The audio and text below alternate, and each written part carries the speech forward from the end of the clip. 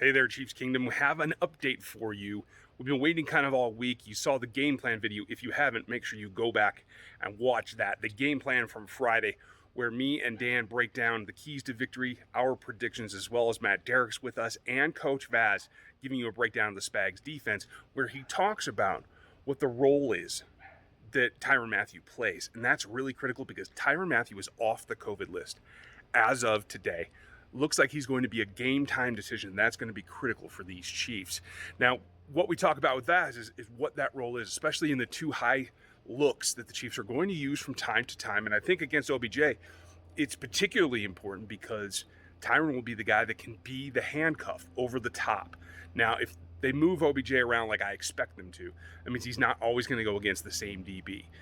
Initially, I doubt that we're going to see him in the slot much because I think the Chiefs have a very good matchup with L'Jarius Sneed against him. So I think they're going to move him around, try to get him on Warden Hughes back and forth. But you have to have safety support at that point.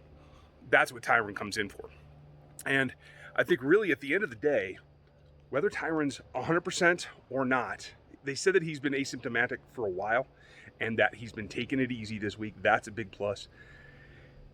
I don't know if he can be 100% all the way because your body's still dealing with that. And hopefully he's good enough that as they get him warmed up, they can get him onto the field and they feel like he's able to produce.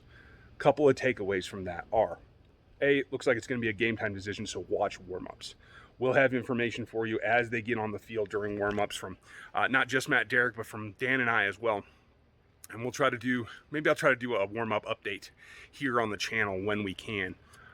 When we have that confirmed. Something new that I should tell you guys as well, you're going to see something, new feature in the morning. If everything goes to plan, we should have something new that you're going to dig, I think. Beyond that, what you have to worry about is being off for a week, only being with the team by Zoom, not on the field, not practicing, is soft tissue. It should be good and warm from what I see of the forecast, and I know it's hot out there today. That should lend itself towards being healthy and not really a concern for, environmental factors in producing more pulls, more muscle strength, etc. Got to take a lot of time in getting Tyrann Mathieu ready for that, though, because he hasn't had the work this week.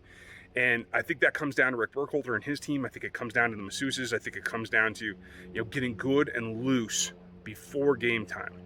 I think Tyrann is pretty good at biofeedback and understanding where he's at physically.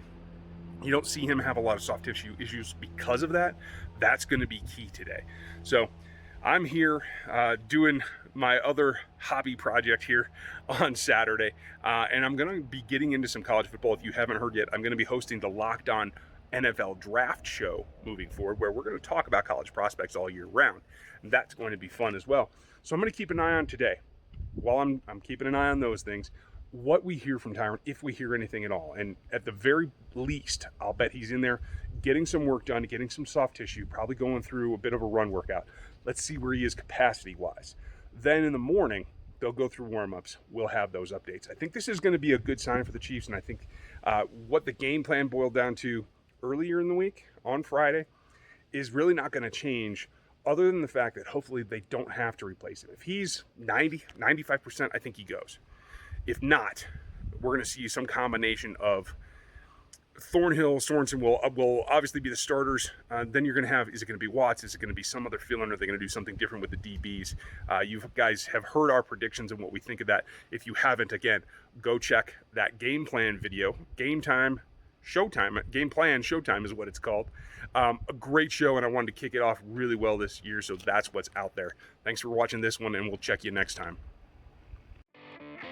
Thanks for watching this video from the team at RGR Football. Click these videos to see more and subscribe to RGR Football.